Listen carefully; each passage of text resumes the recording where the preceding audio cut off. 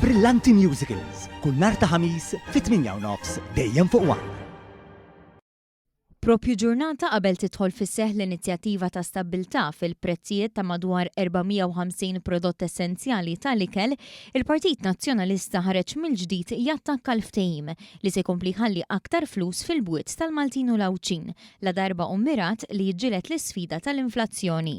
Iżda li kien għall-Partit Nazzjonalista, il-Gvern ma kellux jindaħal favur inizjattiva ta' dan it-tip. Dan ħareġ waqt konferenza tal-aħbarijiet tal-Partit Nazzjonalista, kif il-medja staqsiet tal-reazzjoni jum qabel din l-inizjattiva tidħol fis-seħħ.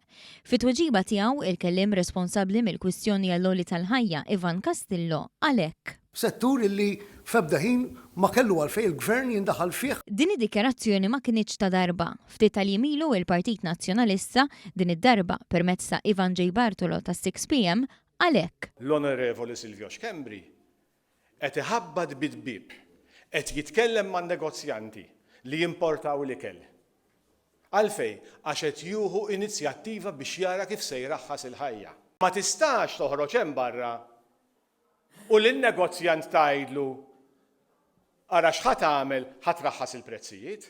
Mela waqt li kollox qed jola qed ngħidulu raħħas il-prezzijiet.